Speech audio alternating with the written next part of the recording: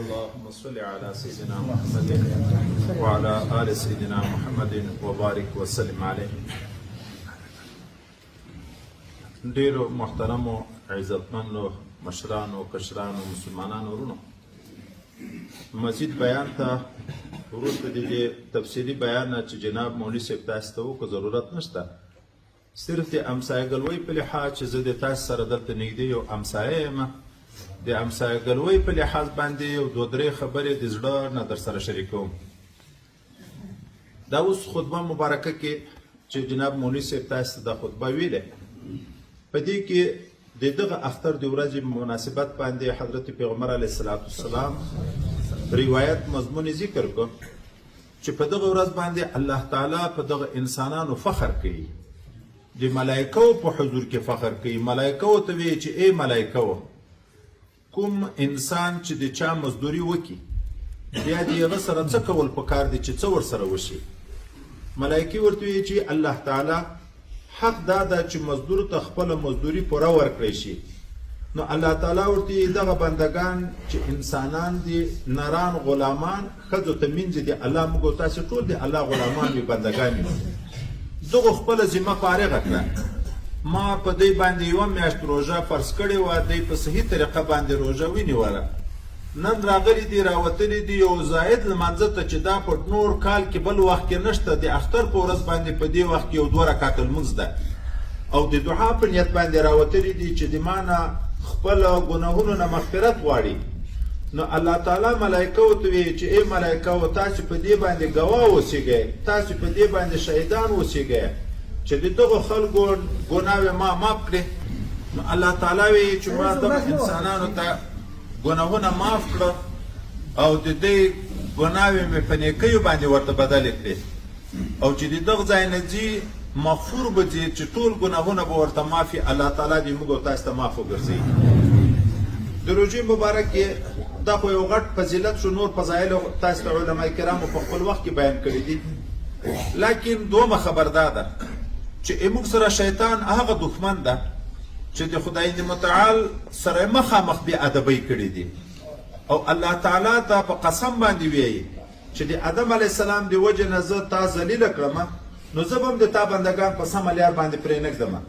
همیش دپاره به د مخ د لوري نه، د شا د لوري نه، د ښي طرف نه، د چپ طرف نه دی ته راځم، دی به ګمراه کوم.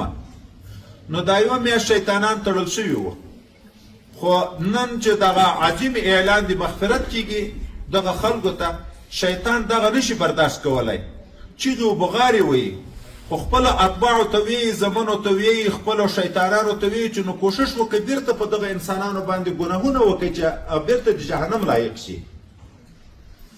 په ټوله میاشت کې مو روژه نیولې، د اختر په ورځ باندې چې څنګه ګورو موږ ځوانان، دا اوس هم چې په لار راتلم دا مې د ځان سره یقیني افسوس وکړو چې اوس بیان شروع ده، په جومات کې یو صف خلک نه، نیم صف خلک ناست دي، دا نور ټول د باندې لګیا دي. نو چې د دین خبرې وانورې سړی به بیا په دین باندې عمل څرنګه وکړي؟ ځوانان لګیا په هګیو باندې، هګۍ قمار ده، قمار حرام قطعي ده، قطعي حلال چې څوک ځان ته وبولي په کافر کېږي. نو دلته ټوله میاشت روژه نیولې ده، دلته چې د باندې وځي په هګیو باندې لګیا شي، هګۍ قمار باندې وایي، هغه ټول ثوابونه شیطان ته ریسي. یوه ګناه دغه ډېره عامه ده.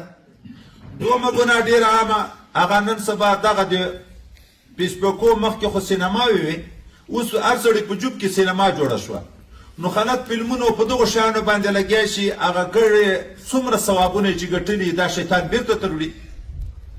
دریم دا د رواجو په لحاظ باندې چې موږ او تاسې مبارکۍ وي، اکثره کورو ته سره ځو، مبارکۍ خو ښه خبره ده، لیکن د شریعت حدود لحاظ نه کېږي. ځوان سړی پیغله جنکۍ، د اکا لور، د ترور لور، د ماما لور، خوښي نه، دا شرعي محارم نه دي.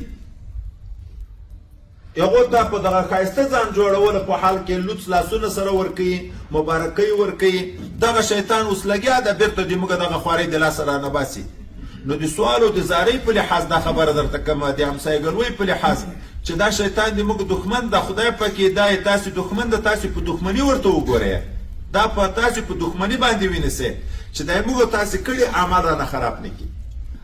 ځکه خدای پاک موږ ته وایي چې ای مسلمانانو د الله نه وډار شئ په حق ډار سره وډار شئ. حق ډار دا معنی چې همیش د الله په یاد وي. الله به یو وخت هم نه هېرئ، نه په غم کې، نه په ښادۍ کې، نه په اختر کې، نه په روژه کې، نه په مصیبت کې، نه په هر حال کې. الله تعالی به په یو حال کې هم نه هېرئ.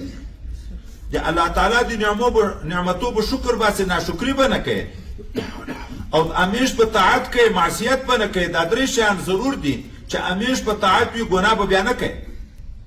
د الله د نعمتو به شکر ادا کوئ، ناشکري به نه کوئ، او همیش په الله یادئ، الله تعالی به نه هېرئ. نن شیطان بیرته په موږ باندې الله ویر کې خدای په ناخواسته هغه ګټلي ثوابونه د موږ د لاس نه وځي. صرف دغه سوال، نور زیات بیان وخت نشته نه کومه، ځکه چې د اخترو ورځې دي، خلکو سودا وي، خپلو کورو ته ځي، مبارکۍ کې دا مولوي صاحب شفقت وکړو. د علما وارثان د پیغمبر علیه السلام دي. پیغمبر علیه السلام د ټول عالم دپاره رحمت و. د علما چې ورثه د رسول الله صلی الله علیه وسلم دي، دا هم د عالم دپاره رحمت دي. دا هم په تاسې باندې د دغه رحمت پرزونه وکړه چې یو څو خبرې مزید نورې موشي. کني والله که زه په دغه نیت نه قسم درته وخورم، که په دغه نیت باندې زه درته راځم چې ودرې زه دې بیان وکړم، ځکه دا د دغه جومات امام خپل حق ده. دا عالم ده، الحمدلله د دغه جومات امام ده، او موږ ته حکم دا ده چې د چا په امامت په سلطنت په ځای کې به د هغه بېادبي او بېحرمتي نه کوي. خو دا د شفقت وکړو، امې په ما شفقت وکړو چې یو څو خبرو موقع راکړه چې د خدای د دین خبرې وکړم چې الله ماته ثواب راکړي. همې په تاسې باندې شفقت وکړو چې یو څو زائدې خبرې د دین تاسې مو واورئ. نو موږ او تاسې سره همسایه یو دلته په یو کلي کې دغه شي ته چې د موږ پامي.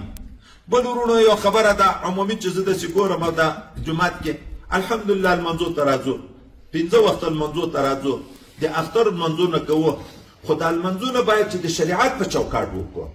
داسې لمانځونه وکړو چې په هغه باندې د موږ او تاسې ګناهونه معاف شي. د اکثرو خلکو سرونه لوڅ وي، په لوڅ سر باندې لمونځ مکروه ده، ثواب لار خراب شو. دا په ټولو وختو کې داسې نه چې صرف د اختر په ورځ باندې د موږ یو رواج جوړ شوی ده، یو معاشره مو په دغه طرف باندې تللې ده چې هغه اصلي شرعي لباس حضرت پیغمبر علیه الصلاة والسلام هغه وی اعتموا تزدادوا حلما، پټکی په سر کوئ، عقل، وقار، عزت په مو زیاتېږي. پیغمبر علیه السلام امر کوي اعتموا تزدادوا حلما، او پیغمبر علیه السلام خپله پټکی په سر کوو. 2 قسمه پټکي درلود، د اختر په ورځ او د جمعې په ورځ به یې غټ پټکی په سر کوو، او په عامه اوقاتو کې به یې کنکای پټکی په سر کوو. وایي عالم د وخت پټکی به هم تر نورو خلکو زیات غټ وي، ځکه دا غټوالی د پټکي هم یو عزت ده. خذوا زینتکم عند کل مسجد، الله وی تاسې چې لمانځه ته ځئ پوره زینت لباس په ځان برابر کړه. موږ که د پاچایانو، که د ملکانو، د مشرانو ملاقاتو ته ځو، په لوڅ سر باندې شرمېږو هلته چې ورځو، نو باید پټکی، حضرت مفتي صاحب لیکلي وایي زینت دا ده چې پټکی، کمیز، پرتوګ، یعنې پوره لباس سر نه تر بیډۍ پورې چې دا بدن ټول پټ وي. خدای پاک موږ ته حکم کوي، په داسې لمانځه رانه خوشحاله کېږي. دوم دا د موږ تاسې خطرناک خبر دا ده، دا پایڅې ډېرې اوږدې وي.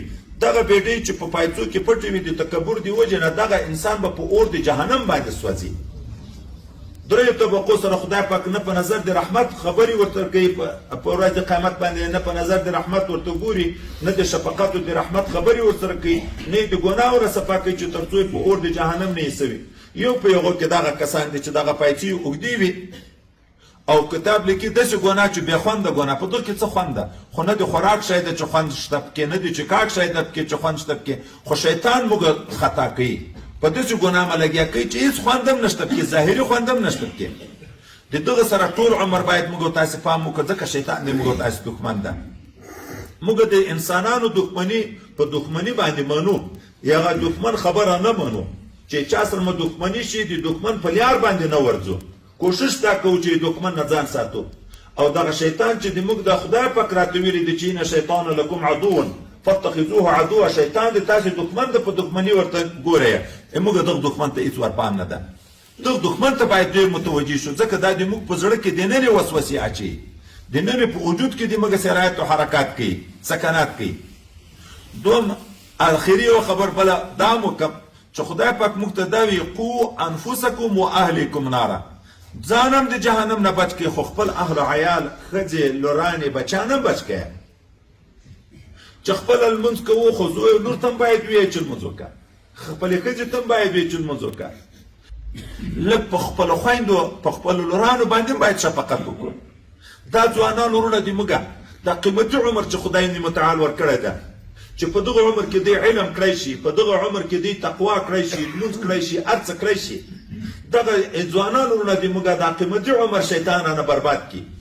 دا په کرکټو، په فوټبالو، په والیبالو، په چکرو، په بازارو کې په ګرځېدو فرض لمونځ ولاړې دی نه په خبره جمع خو څه کوي؟ فرض لمونځ تر پاتې نه. دا دین امر بالمعروف ته مه ګورئ. زه دا تقریرو کې بار بار وایم د امیرالمؤمنین ته مه ګورئ. د امیرالمؤمنین 14مه صدۍ کې ده، اوس 15مه صدۍ شروع ده. دین اوس نه ده راغلی، دین الله تعالی موږ ته رالیږلی د پیغمبر علیه السلام په واسطه باندې 1446 کاله تقریبا مخکې دا دین راغلی ده. یغه دین کې چې الله موږ ته څه ویلي دي، رسول الله موږ ته څه ویلي دي، دغه باندې باید موږ عمل وکړو. د عالم لکه مخکې چې جناب مولوي صاحب ویلي چې دا خادم ده، زه چې بیان کوم د ځانه خبره وکم د ځان اطاعت ته که خلک راوغواړم دا خو شرک ده، دا خو ناروا ده.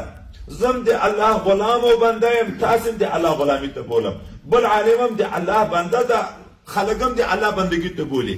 حضرت عیسی علیه السلام خلکو ته انی عبد الله، زه د خدای بنده یم. رسول الله صلی الله علیه وسلم یې ګورئ د ما په صفاتو کې تر حد نه زیادت ونه کوي، ما به د خدای بنده بولئ، د خدای رسول به مې بولئ. زه د الله بنده یم، د الله رسول یم. نو عالم د خدای پاک بنده ده او د رسول الله وارث ده. دین د عالم نه ده، دین د پیر نه ده، دین د امیر نه ده، دین د الله تعالی ده. الله تعالی په خپل دین خوشحاله کیږي او د دین په بې حرمتۍ باندې په بې عزتۍ باندې الله تعالی خفه کیږي. او الله د موږ تاسو مالک ده، رازق ده، خالق ده. د موږ تاسو ژوند، مرګ، صحت، مرض، عزت، ذلت، مړښت، مسکنات هر څه د په اختیار کې دي. خپل مولا باید خوشاله وساتو. خدای پاک دې ټول خوشاله کړي. الله دې د مسلمانانو مختصره دعا وکړو. اللهم صل علی سیدنا محمد وعلى آل سیدنا محمد وبارک وسلم علیه. خدای دې متعال موږ د ټول مسلمانانو روزي په خپل دربار کې قبول وګرځي. الله تعالی چا تلاوتونه کړي دي، چا صدقې کړي دي، چا تراویح کړي دي، ختمونه کړي دي. الله تعالی فرضي او نافلي اعمال کړي، ټول په خپل دربار کې قبول وګرځي. خدای پاک دې موږ ټول کړي ګناهونه نه مغفرت نصیب وګرځي. آینده ژوند خدای پاک استقامت شریعت نصیب وګرځي.